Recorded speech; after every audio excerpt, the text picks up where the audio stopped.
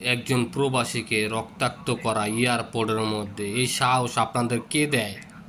একজন প্রবাসী গায়ে হাত দেন, মনে করছেন প্রবাসীরা কখনো এক হবে না? হবে ইনশাল্লাহ। দেখছেন না এবার 2024 সালে রেমিটেন্স কিভাবে বন্ধ করা হয়েছে, আবারও বন্ধ করা হবে যতদিন না এর সুষ্ঠু বিচার হয়। যদিও আমার প্রবাসী ভাই এয়ারপোর্টে যদি কোনো অন্যায় করে থাকে, সেটা আইনগতভাবে ব্যবস্থা নেবেন। তাকে রক্তাক্ত করার কোনো অধিকার আপনাদের নাই। কে দিয়েছে আপনাদের অধিকার? কার টাকায় দেশটা চলতেছে বর্তমানে? আপনাদের কারো টাকায়? আপনারা কার থেকে স্যালারি নিতেছেন? দেশের সাধারণ জনগণের টাকায় স্যালারি নিতেছেন, বেতন পাইতেছেন। জনগণ যদি ট্যাক্স না দেয়, আর সবচেয়ে বড় ভূমিকা যারা পালন করতেছে সেটা হচ্ছে এই আমরা প্রবাসীরা যদি এই টাকা দেয়, একটা মাস দেওয়া বন্ধ করে দিই, দেশটা দেউলিয়া হয়ে যাবে, দেউলিয়া। তখন আর বেতন, মাস শেষে বেতন পাওয়ার আশা করেন না। আপনারা কোথার থেকে পাইবেন বেতন? চুরি চামারি করে খাইতে হইব, লুটপাট করে খাইতে পারবেন, কারণ আপনারা কোনো কাজ করে খাইতে পারবেন না। আমরা প্রবাসী যারা আছি, তারা এই দেশ ছাইরা প্রবাসের মাটিতে আসি, কতটা কষ্ট করি, কতটা মেহনত করি সেটা আপনারা জানেন। নিজের সন্তানরে থুইয়া, আমার ছোট একটা বাচ্চা, সেই বাচ্চাটা কি বলে জানেন? আমার মেয়ে মাত্র 3 বছর বয়স, সে বলে, বাবা তুমি মোবাইল ব্যাঙ্গা ইয়া পড়ো, আমার কুলে লো আব্বা, আমি তোমার কুলে যাবো। এই শুয়োরের বাচ্চারা, তোরা বোঝোস কতটা কষ্ট নিয়ে আমরা প্রবাসে থাকি? এই কুত্তার বাচ্চারা, হ্যাঁ?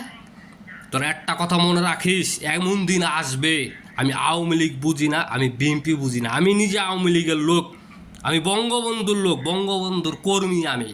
তারপরেও 2024-এ যখন ছাত্রছাত্রীরা বলছে আপনারা রেমিটেন্স পাঠায় না, আমরা পাঠাই নাই। তা আবার কি আমরা এই কাজটা করতে পারি না? আমরা করতে পারি, সেটা আপনাদের আমরা দেখাই দেব। কত দানে কত চাল, কথাটা বুঝতে পারছেন? কার টাকায় বেতন পান সেটাও আমরা ইনশাল্লাহ প্রস্তুত আছি।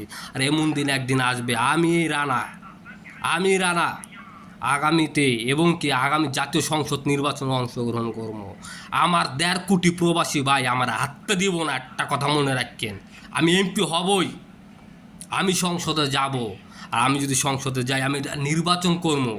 আমার বাড়ি শরীয়তপুর 1 আসনে আমি নির্বাচন করব, ঢাকা 18 আসনে। আর আমার অফিসটা আমি করবো ডাইরেক্ট এয়ারপোর্টের সামনে বিল্ডিংয়ে। যে আমার কোনো প্রবাসী বাইরে যদি কোনো অন্যায়ভাবে হয়রানি করা হয়, লাখের চুরি করা হয়, এয়ারপোর্টের ভিতরে ডুইকা তক পিডামো, কথাটা মনে রাখিস।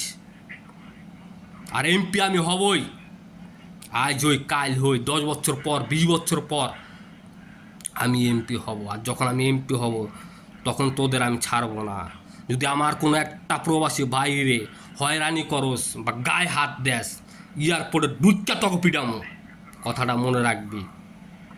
আমি এমপি হবই, আমি নির্বাচন অংশগ্রহণ করব, এবং কি আমার 1.5 কোটি প্রবাসী ভাই, আমি আওয়ামী লীগ করি, আপনারা কে কী করেন? আমি প্রবাসী ভাইদের উদ্দেশ্যে একটা কথা বলতে চাই, যে আপনারা আওয়ামী লীগ করেন, কে বিএনপি করেন, কে কোন দল করেন, সেটা আমার দেখার বড় বিষয় না। আমি আওয়ামী লীগ করি, আপনারা আমার সাপোর্ট করেন, আমার সাথে থাকবেন, এতটুকু আমি বুঝি। আপনারা যদি কোনো হয়রানির শিকার হন, তখন আপনি কে কী দল করেন সেটা আমার দেখার বিষয় না।